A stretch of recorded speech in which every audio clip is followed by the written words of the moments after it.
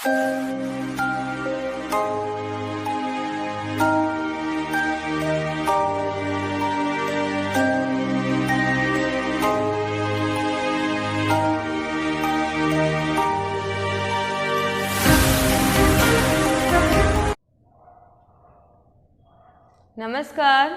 मैं संतोष चौधरी एवीएम की online classes में। तो आज अपन बात कर रहे हैं कक्षा एकादशी की। एकादशी में भी अपना चैप्टर कंटिन्यू चल रहा है, तीसरा चैप्टर ही पढ़ रहे हैं अपन। और अपन ने पढ़ा था राम नरेश त्रिपाठी जी की पथिक। पथिक में यही है, पथिक एक प्रकृति प्रेमी है, वो संसार के सांसारिक दुखों से विरक्त होकर प्रकृति के सौंदर्य पर मुग्ध हो जाता है और वहीं अपना निवास स्थान बनाना चाहता है, वहीं वो रहना चाहता है। तो एक बार में आगे का पढ़ने से पहले पीछे का एक बार दोहरान करवा देती हूँ कि अब तक अपन ने क्या पढ़ा। आज अपनी क्लास में अपना चैप्टर पूरा हो जाएगा तो पूरे चैप्टर का सार अपन को ध्यान में होना चाहिए। बड़ा क्वेश्चन आ जाता है 6 नंबर का, तो अपन को चैप्टर का पूरा अर्थ आएगा, पूरा सार ध्यान में होगा, तभी जाके अपना निबंधात्मक क्वेश्चन सही होता है और साथ ही व्याख्या तैयार हो रही है। तो अब तक अपन ने ये पथिक ने प्रकृति के सौंदर्य को बड़ा ही सूक्ष्म और ये सुंदर चित्रण प्रस्तुत किया है।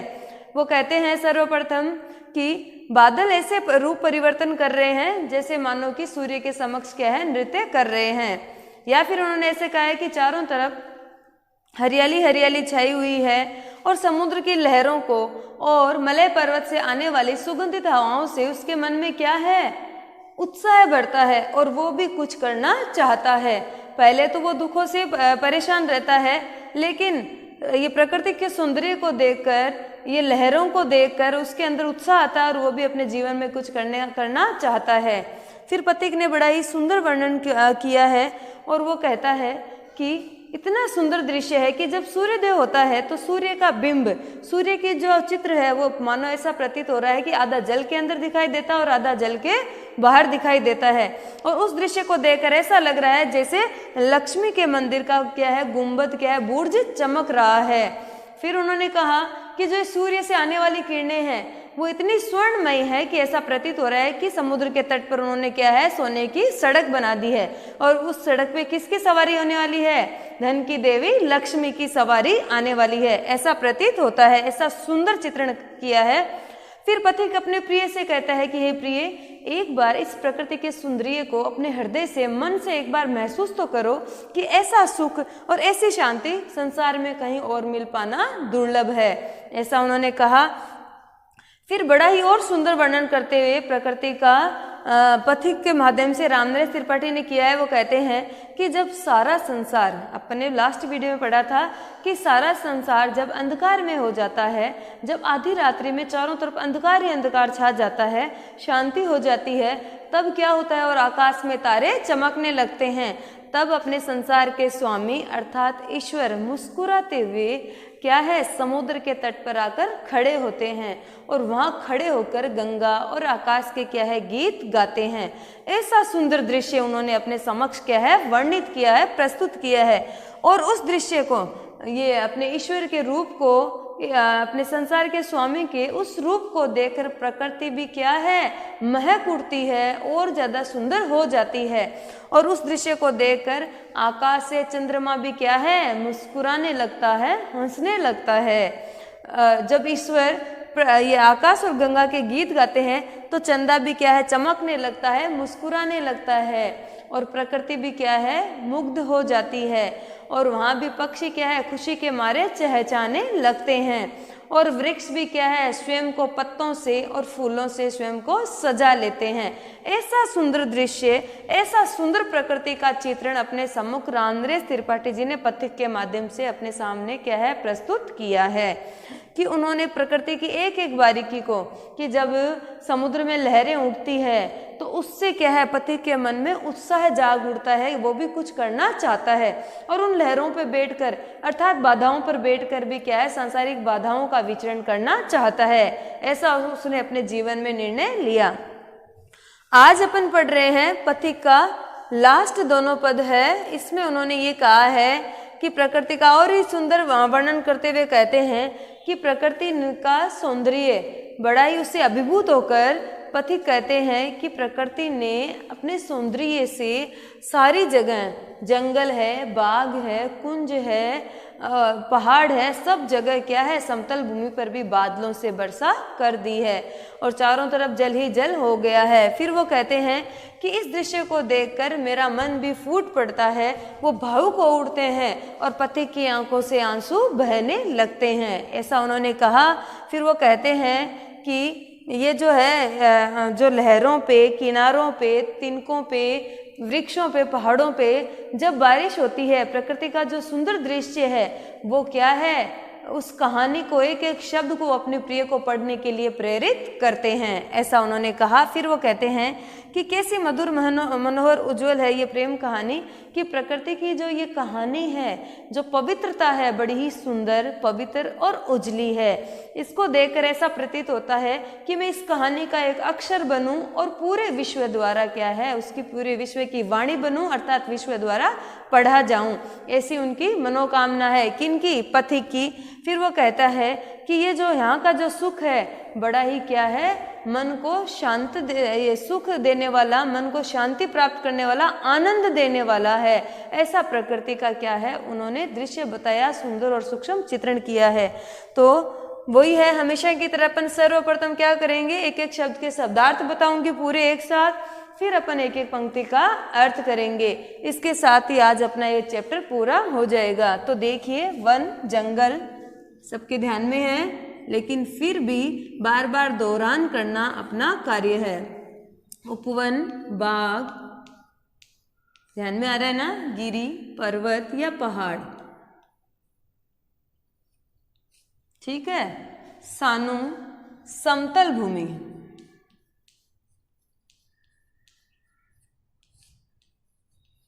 समतल भूमि, ठीक है। कुंज, वनस्पतियों का झुरमुट, ऐसे समझिए, या जो वन बाग है ऐसा ही दृश्य। मेघ, बादल, ठीक है।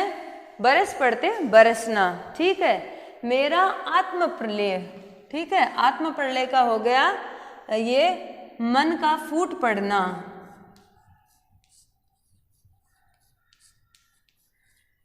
या भावुक हो जाना, ठीक है ना। दूसरा क्या होगा, भावुक होना भी। कोई अपन ऐसा दृश्य देखते हैं जिसे भाव विभोर हो जाते हैं, मन ऐसे खुशी से क्या है, चमक उठता है और इतनी ज्यादा खुशी होती है तो अपन भावुक भी हो जाते हैं। नयन, आंख, सबको ध्यान में है। नीर, पानी, झड़ते मतलब बहता है, ठीक है। पढ़ो, लहर, लहरें, तट, किनारा, तृण, तिनके, यहां लिख रही हूं, ध्यान देना, तिनके, ठीक है। तरु, वृक्ष, गिरी, पर्वत अभी आपको बताया था। नभ, आकाश, ध्यान में है ना। किरण, जलद, बादल, ठीक है। लिखी हुई यह मधुर कहानी, मधुर मतलब सुंदर, मन को मोहने वाली, विश्व विमोहनहारी, विश्व को, संपूर्ण विश्व को मुग्ध करने वाली, यहां अर्थ लिख रही हूं, ध्यान देना। विश्व को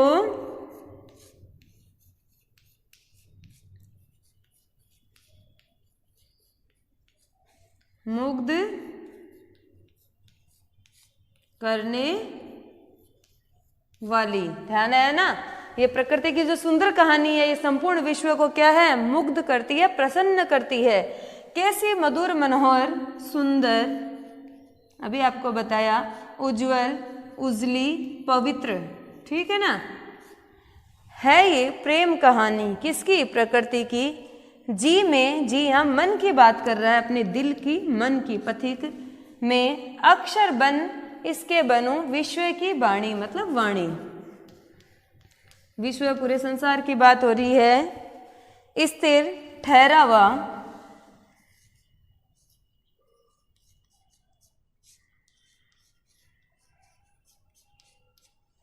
पवित्र, आनंद प्रवाहित, आनंद के साथ प्रवाह होने वाली धारा। सदा, शांति सुखकर सुखदाई।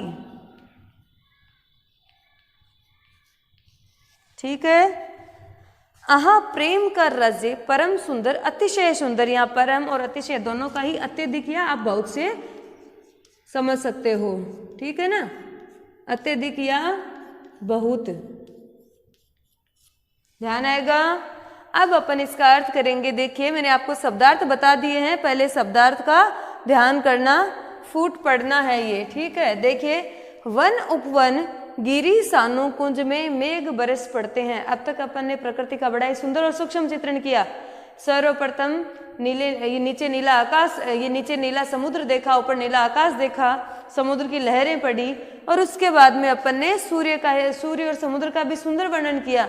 और फिर इस सुंदर दृश्य को देखकर जब अपने विश्व के स्वामी अपने ईश्वर जब समुद्र तट पे आते हैं तो उस दृश्य का वर्णन किया कि कितना ही मनमोहक होता है, सुंदर होता है। अब आगे पति कहता है कि वन उपवन गिरी सानु कुंज में मेघ बरस पड़ते हैं, कि प्रकृति के सौंदर्य को देखकर, प्रकृति के सौंदर्य से भाव विभोर होकर पति रचना कर रहे हैं कि प्रकृति बाग, जंगल बाग, पर्वत, समतल भूमि अर्थात वनस्पतियों के झुरमुट सब पे क्या है, अपने मेघ से अपने बादलों से वर्षा कर रही है। अर्थात इन सब स्थानों पे क्या है, बारिश हो गई है, वर्षा हो गई है। मेरा आत्म प्रलय होता कि मैं इस दृश्य को देखकर मैं क्या हूँ, भावुक हो जाता हूँ, मेरा मन भी फूट पड़ता है, नैन नीर झड़ते और पथिक की आंखों से आंसू बहने लगते हैं। कि इतने सुंदर दृश्य को कि सब जगह इन सब स्थानों पे क्या है, जल ही जल हो गया, जलमग्न हो गए हैं। इतना सुंदर दृश्य दिखाई दे रहा है और इस दृश्य को देखकर मैं क्या है, मेरा मन फूट पड़ता है, अर्थात मैं भावुक हो जाता हूँ और मेरी आंखों से आंसू बहने लगते हैं।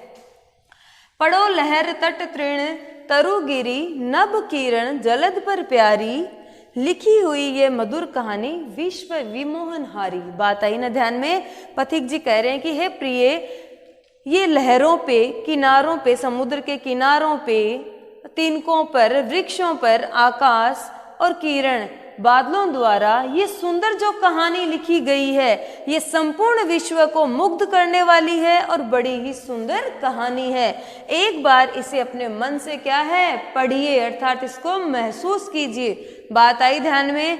पहले उन्होंने क्या वर्णन किया कि प्रकृति के सौंदर्य से भाव विभोर होकर वो कहते हैं कि प्रकृति ने क्या किया है, संपूर्ण जंगल पे बाग, पर्वत, समतल भूमि, कुंज, बादलों से क्या है, वर्षा कर दी है। और इस सुंदर दृश्य को देखकर मेरा मन क्या है, भावुक हो जाता है और मेरी आंखों में आंसू बहने लगते हैं। ऐसा उन्होंने कहा। फिर वो अपने प्रिय से कहते हैं कि हे प्रिय, ये जो लहरें, किनारे, तिनके, वृक्ष, आकाश, ये पर्वत, किरण, इन सब पे जो बादलों की वर्षा द्वारा, बादलों की गर्जनाओं द्वारा जो प्यारी कहानी लिखी जा रही है वो बड़ी ही सुंदर है और संपूर्ण विश्व को मुग्ध करने वाली है, प्रसन्न करने वाली है। एक बार इस कहानी को पढ़ना। बात आई ध्यान में। फिर वो आगे कहते हैं, कैसी मधुर मनोहर उज्जवल ये है प्रेम कहानी की। प्रकृति की जो कहानी है, प्रकृति की जो सुंदरता है वो क्या है, बड़ी ही सुंदर है, बड़ी ही पवित्र है, उज्जवल है। ये जो प्रकृति की जो कहानी है, जी में है अक्षर बन इसके बनूं विश्व की बानी। क्या कहता है पथिक कि मेरा मन चाहता है, मेरा दिल चाहता है कि जो प्रकृति की ये सुंदर कहानी है, मैं उसका क्या बनना चाहता हूँ, अक्षर बनना चाहता हूँ और अक्षर बनकर विश्व की वाणी बनना चाहता हूँ। बात आई ध्यान में। फिर देखिए, स्थिर पवित्र आनंद प्रवाहित सदा शांति सुखकर, कि ये जो प्रकृति का सुंदर दृश्य है, चारों तरफ जो हरियाली छाई हुई है, चारों तरफ जो ये पवित्र, ये सुंदर नज़ारे हैं, वो क्या है, बड़े ही ठहरे हुए हैं, पवित्र है, आनंद प्रवाहित, कि सबके मन में आनंद को बहाने वाला, आनंद की धारा प्रवाहित करने वाले हैं, सबके मन को शांति देने वाले, सुख देने वाले हैं। बात आई ध्यान में।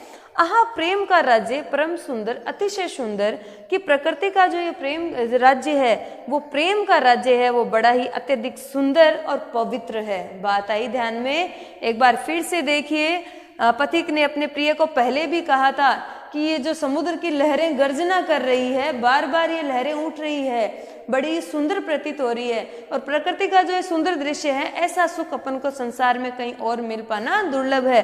वही की वही बात यहाँ भी कह रहे हैं कि प्रकृति ने अपनी सुंदरता से उसकी एक कहानी के रूप में अपने सामने प्रस्तुत किया है कि प्रकृति की सुंदरता को देखकर भाव विभोर होकर उसका वर्णन करते हुए कहते हैं कि प्रकृति ने अपने प्रेम से सभी जंगल, बाग, पर्वत, समतल भूमि, कुंज सब एक बादलों से क्या है, वर्षा कर दी है। और इस सुंदर दृश्य को देखकर मेरा मन क्या है, भावुक हो उठता है, मेरी आंखों से आंसू बहने लगते हैं। बात आई ध्यान में।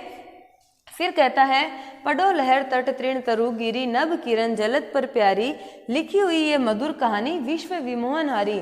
वो फिर अपने प्रिय को संबोधित करते हुए कहते हैं कि जो समुद्र के किनारों पे, तिनकों पे, वृक्षों पे, पहाड़ों पे ये जो ये बादलों द्वारा सुंदर जो कहानी लिखी गई है, जो विश्व को क्या है, प्रसन्न करने वाली है, मुग्ध करने वाली है, हे प्रिय एक बार इस कहानी को पढ़ना जरूर। फिर वो कहते हैं, देखो कैसी मधुर मनोहर उज्जवल है ये प्रेम कहानी, कि प्रकृति की सुंदरता की जो प्रेम कहानी है वो बड़ी ही पवित्र और सुंदर है। जी में है अक्षर इस बन इसके बनो विश्व की वाणी, कि मेरा मन चाहता है, मेरा दिल चाहता है कि मैं इस कहानी का अक्षर बनना चाहता हूँ और संपूर्ण विश्व के मुखों से वाणी के रूप में क्या है, प्रकट होना चाहता हूँ। स्थिर पवित्र आनंद प्रवाहित सदा शांति सुख कर, कि जो प्रकृति का सौंदर्य है वो हमेशा के लिए एक ठहराव उत्पन्न करता है अपने जीवन में, हमेशा क्या है, आनंद की धारा प्रवाहित करता है, सदा सुख देने वाला, शांति देने वाला है। फिर वो कहता है, आहा प्रेम का राज्य परम सुंदर, अतिशय सुंदर है, कि जो प्रकृति का है सौंदर्य है, ये प्रेम का राज्य है जो बड़ा है, हमेशा क्या है, अत्यधिक सुंदर और सुख देने वाला है। इस प्रकार 11th क्लास आज अपन का चैप्टर जो पथिक है रामनरेश त्रिपाठी जी द्वारा, वो क्या है, पूर्ण हो गया है। अब तक अपन ने इसको 4 भागों में पढ़ा है, तो चारों में अपन बार बार एक बार यही देखते रहेंगे। सब सर्वप्रथम पाठ का सार देखेंगे कि पथिक ये रामनरेश त्रिपाठी जी ने किस पे अपनी रचना लिखी है। पथिक है जो भी क्या है, सांसारिक दुखों से विरक्त हो जाता है और प्रकृति के सौंदर्य पर मुग्ध हो जाता है। तो उन दुखों को भूलकर प्रकृति की सुंदरता को देखकर वहां भी उसके मन में उत्साह आता है और वो अपने जीवन में कुछ करना चाहता है। तो इस प्रकार अपन ने सर्वप्रथम अपन सब पदों की क्या है, शब्दार्थ पढ़ेंगे। शब्दार्थ पढ़ते हुए सबकी व्याख्या करेंगे, अर्थ करेंगे। व्याख्या का तरीका आपको बताया हुआ है, लेकिन फिर भी कभी अपन नेक्स्ट वीडियो जब भी आएगा या अपनी क्लास में आपको जरूर बताएंगे। फिर पाठ का अर्थ आएगा तो आपके क्वेश्चन आंसर भी अच्छे से तैयार हो जाएंगे, बड़े क्वेश्चन भी तैयार होंगे और छोटे भी हो जाएंगे, क्योंकि सारे क्वेश्चन आंसर बनने इसी में है। फिर अपन बात करते हैं कि बीच के क्वेश्चन आते हैं, तो बीच के क्वेश्चन जब पाठ का अर्थ आ रहा है तो बीच का क्या रह गया, अपन का तो सब क्लियर हो चुका है, और जब क्लियर हो गया है तो अपन को सारे क्वेश्चन आंसर आराम से आ जाएंगे। तो मैं समझती हूँ कि तीनों चैप्टर का अर्थ, तीनों कवियों के परिचय अपन ने अच्छे से क्या है, याद कर लिए हैं, और अर्थ समझ लिया है तो अपन के क्वेश्चन आंसर भी अच्छे से तैयार हो गए हैं। अब अपन नेक्स्ट क्लास में नेक्स्ट चैप्टर पढ़ेंगे। अब तक का जो किया है उसका अपन दोहरान करेंगे। धन्यवाद।